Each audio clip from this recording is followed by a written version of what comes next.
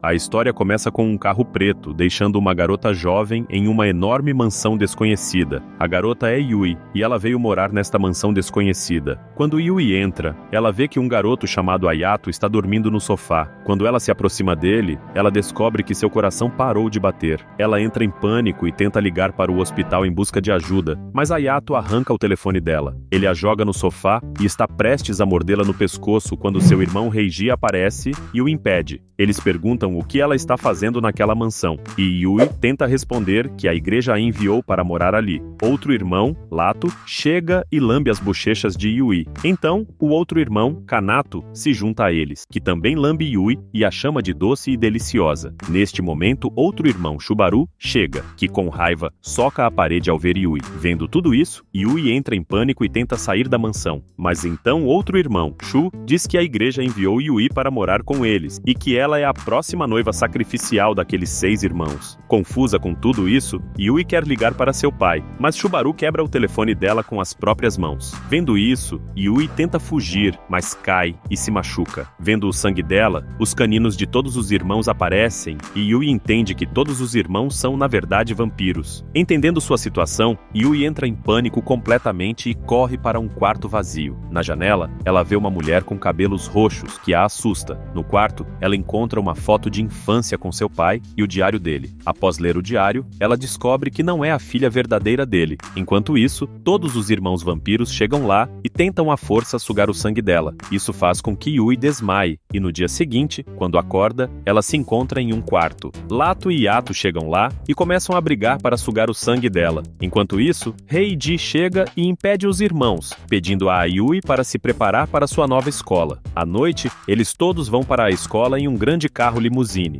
Yui percebe que eles não estão falando um com o outro. Reiji diz a ela para beber suco de cranberry para prevenir anemia, para que eles possam apreciar o sangue dela por mais tempo. Quando Yui vai para a aula, Hayato a força a fazer takoyaki para ele. Depois disso, ele se aproxima dela e começa a sugar à força o sangue dela. Hayato acha o sangue de Yui muito doce, apesar das tentativas dela de impedi-lo. Ele começa a sugar mais sangue dela. Ele então a joga na piscina da escola, mas Yui não sabe nadar e começa a se afogar. Vendo-a se afogar, lembra Yato de sua infância, quando ele também estava se afogando na água. Então ele entra na água para salvar Yui e começa a dar respiração boca a boca. Após resgatar Yui, ele sai de lá. Yui volta para casa e vai para aquele quarto vazio. Lá ela pega o diário do pai dela e quer lê-lo, mas para sua surpresa, nada está escrito naquele diário. Frustrada, Yui retorna ao seu quarto e começa a dormir quando Hayato chega lá. Ele tenta forçar-se sobre Yui e sugar o sangue dela. Yui quer sair com a desculpa de tomar um banho, mas Hayato não a deixa ir e começa a sugar à força o sangue do peito dela. Por causa disso, marcas vermelhas são formadas no peito de Yui. Quando ela vai tomar banho,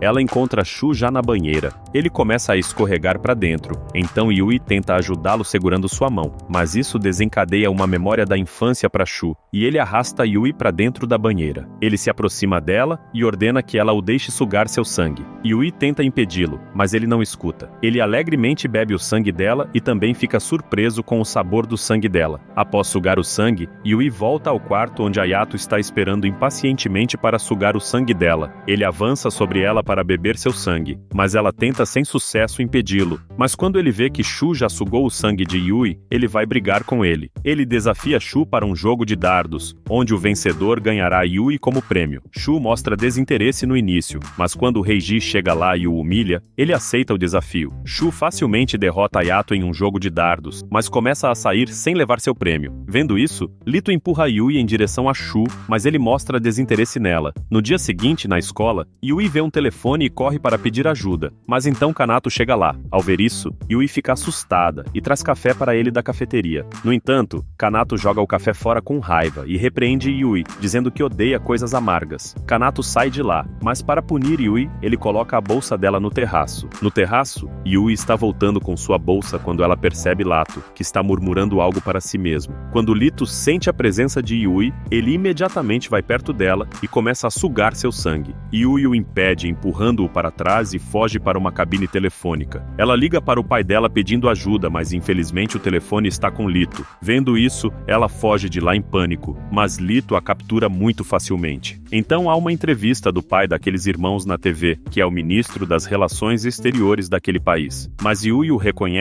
e desmaia. Isso surpreende Lito. No dia seguinte, encontrando a porta da mansão aberta, ela foge e chega a uma igreja próxima. Lá ela reza a Deus por ajuda, mas então Lato chega lá, que zomba dela por buscar ajuda de Deus. Ele se aproxima dela e começa a forçar-se sobre ela, mas Yui o empurra de volta. Lito se aproxima dela e a joga na mesa de flores próxima. Ele lentamente tira as roupas dela, depois morde sua coxa e começa a beber sangue. Após isso, ele diz a ela que a igreja na qual ela confia, tanto na verdade a entregou como um sacrifício para aqueles irmãos vampiros. Desespero preenche os olhos de Yui após ouvir Lito. A igreja na qual ela tinha esperança de ajuda na verdade a traiu. O vampiro continua se banquetendo com ela enquanto seus olhos continuam a se afundar no desespero. No dia seguinte, Yui está sentada no jardim pensando no que Lato disse a ela ontem quando Kanato chega lá. Ele a leva ao túmulo de sua mãe. Ele pede para Yui colocar flores no túmulo. Ela oferece flores e começa a ir embora quando Kanato fica bravo e começa a gritar com ela. Ele a derruba no chão e alegremente começa a sugar seu sangue. Ele suga seu sangue por muito tempo. Após algum tempo, ela cambaleia de volta para a mansão. Depois de entrar, ela ouve alguns barulhos do quarto ao lado.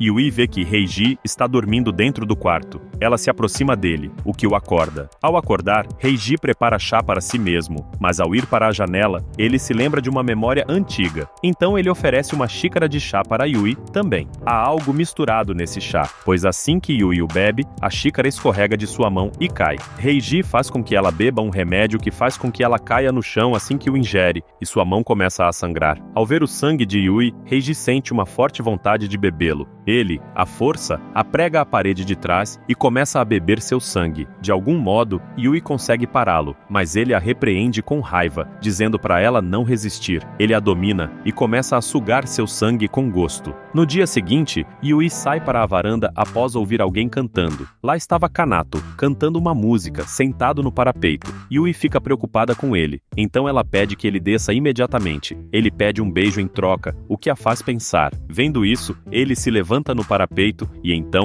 intencionalmente, cai dali. Yui corre para baixo, onde Kanato está deitado. Ela pede que ele acorde, mas ele ordena que ela não perturbe seu sono. Ele então pede que Yui vá com ele para um lugar. Eles chegam a uma sala deserta onde havia manequins de garotas em vestidos de noiva por toda parte. Kanato então pergunta se ela também gostaria de se tornar como aqueles manequins sem alma. Ao ouvir isso, Yui começa a correr dali, com medo, mas Kanato a força contra a parede e começa a beber seu sangue. Ele então diz que todos aqueles manequins sem vida eram uma vez noivas sacrificiais como ela. Dizendo isso, ele começa a estrangular Yui. Por sorte, um hiato chega lá para salvar Yui, vendo o que Kanato a deixa. Ela de alguma forma volta para o seu quarto. No caminho, ela encontra Shubaru, que a pede para fugir dali e salvar sua vida. Yui vai ao seu quarto para arrumar as coisas quando ela vê sua foto de infância com seu pai e decide ficar na mansão para descobrir a verdade. Vendo-a voltar de mãos vazias, Shubaru entende sua decisão e lhe dá uma faca de prata para autodefesa. Qualquer vampiro pode ser arrastado para cima com essa faca de prata com apenas uma facada no coração. Ela pega a faca e volta ao quarto onde Laito já a espera.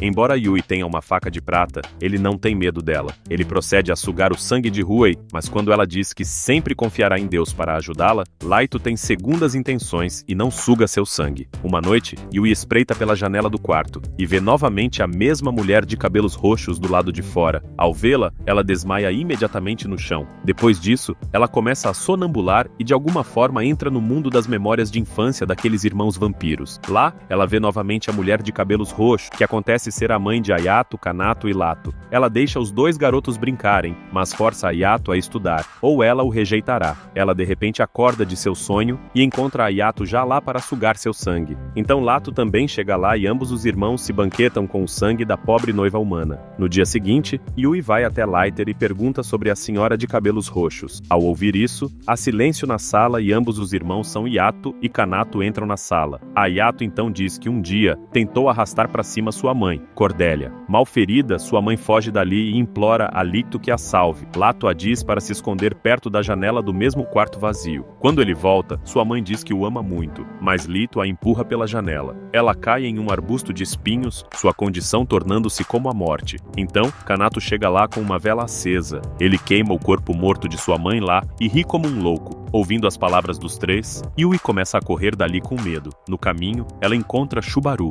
Ela pergunta a ele sobre sua mãe presa no forte. Ao ouvir a menção de sua mãe, Shubaru agarra com raiva a mão de Yui e a puxa para si, e então começa a sugar seu sangue como todos os outros irmãos. Ele também acha o sangue de Yui incomumente doce.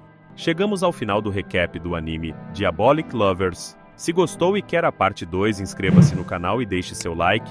Comente sua nota para esse anime, a minha é 6 de 10. Assiste esse vídeo aí.